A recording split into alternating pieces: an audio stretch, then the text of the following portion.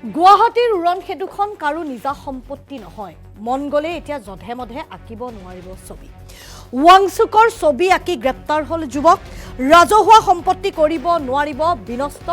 ৰাজহুৱা সম্পত্তিত হাত দিয়াৰ অধিকাৰ কাৰো নাই। তেনে এক ঘটনাই আজি গুৱাহাটী মহানগৰীত সংঘটিত হ'ল।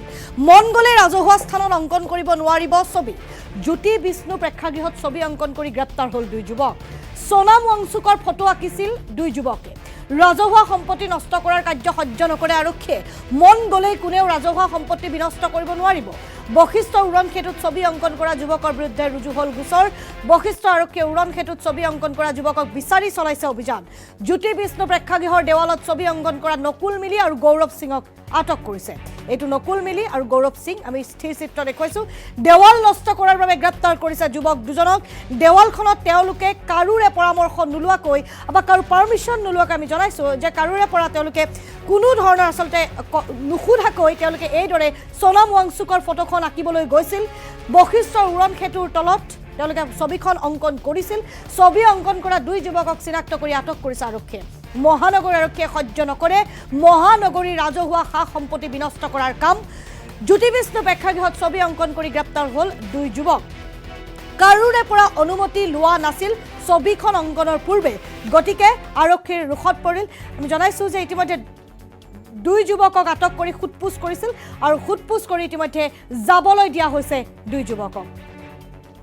পুনৰবাৰ জনাইছোঁ যে কাৰ অনুমতি লৈ এই ছবিখন অংকন কৰিছিল। সোনাম ৱাংচুকৰ ছবিখন কাৰ অনুমতি লৈ অংকন কৰিছিল দুই যুৱকে, তেওঁলোকক সোধা পোছা কৰিছিল আৰক্ষীয়ে। সোধা পোছাৰ পিছতে যাবলৈ দিয়া হ'ল এই যুৱকক। কিন্তু সকীয়াই দিছে আৰক্ষীয়ে যে অনুমতিবিহীনভাৱে ৰাজহুৱা সম্পত্তিত হাত দিয়াৰ অধিকাৰ কাৰো নাই।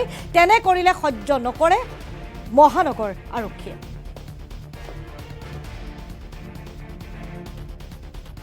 আজি কিছুদিনৰ পৰা দেখা যায় যে হঠাৎ ৰাতি কোনোবা মানুহ আহি ব্ৰিজ হওক বা গভৰ্ণমেণ্ট বিল্ডিঙৰ ৱাল বা কেম্পাছৰ ৱাল আদিত যিটো পাব্লিক প্ৰপাৰ্টি হয়, তো তাত কিছুমান ডেমেজ কৰা দেখা যায়। কিছুমানে পেইণ্টিং কৰে, পেইণ্টিঙৰ নামত ডেমেজ হয়। কিছুমানে আহি কালি আমি যেনেকৈ ৰাতি আমাৰ পেট্ৰলিং পাৰ্টিয়ে পালে যিটো ত্ৰিবেণী পথ টুৱাৰ্ডছ জ্যোতি বিষ্ণু অডিটৰিয়ামৰ ফালে যিটো যোৱা ৰাস্তা, তাৰ ৱালত ডেমেজ কৰি আছিলে। তো আমি দুজন তেতিয়া পাওঁ, দুজনে প্ৰায় ৱালখনত বেলেগ বেলেগ কালাৰ বা সেনেকুৱা ডেমেজ কৰি আছিলে। তো আমি পাই সেই দুজন আমি এপ্ৰিহেণ্ড কৰোঁ আৰু তেখেতসকলৰ এগেইনষ্টত আমি অলৰেডি দিছপুৰ থানাত কেছ ৰেজিষ্টাৰ কৰিছোঁ। তেখেতসকলক আমি এতিয়া ইয়াতে আছে আৰু এৰেষ্ট কৰি আমি এতিয়া তেখেতসকলক যিহেতু নটিচেবল নটিচত যাব দিম। নকুল মিলি তেখেতৰ ঘৰ ডিব্ৰুগড় আৰু গৌৰৱ সিংহ তেখেতৰ ঘৰ দক্ষিণ গাঁও দিছপুৰ। তেখেতসকলে আঁকিছিলে, তেখেতসকলে কোৱা মতে সোনাম ৱাংচুকৰ ফটো আঁকিলে হয়। প্ৰায় আধা হৈছিলে, কমপ্লিট হোৱা নাছিলে। যেনেকৈ এইটো এটা ট্ৰেণ্ড এটা হৈ গ'ল যে হঠাৎ কোনোবা আহি ব্ৰিজখনৰে সৌন্দৰ্য বেয়া কৰি দিব বা ডেষ্ট্ৰয় কৰে, টেম্পাৰিং কৰে, গতিকে যিটো একচেপ্টেবল নহয়। বশিষ্ঠতো আমি সেনেকৈ কালি এটা কেছ ৰেজিষ্টাৰ কৰিছোঁ। তাত নিশা প্ৰায় গভীৰ নিশা কোনোবা আহি তাত পেইণ্ট কৰিছিলে, গতিকে আমি সেই তাত এটা কেছ ৰেজিষ্টাৰ হৈছে।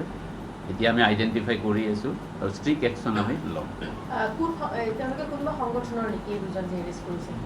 সংগঠনৰ বুলি আমি এতিয়াও এইটো আমি সোধপোছ কৰি আছোঁ। সংগঠনৰ নহয় বুলি কৈ আছে তেখেতসকলে। এইটো এটা ট্ৰেণ্ড হ'ল যে কোনোবাই মন গ'ল যে আহি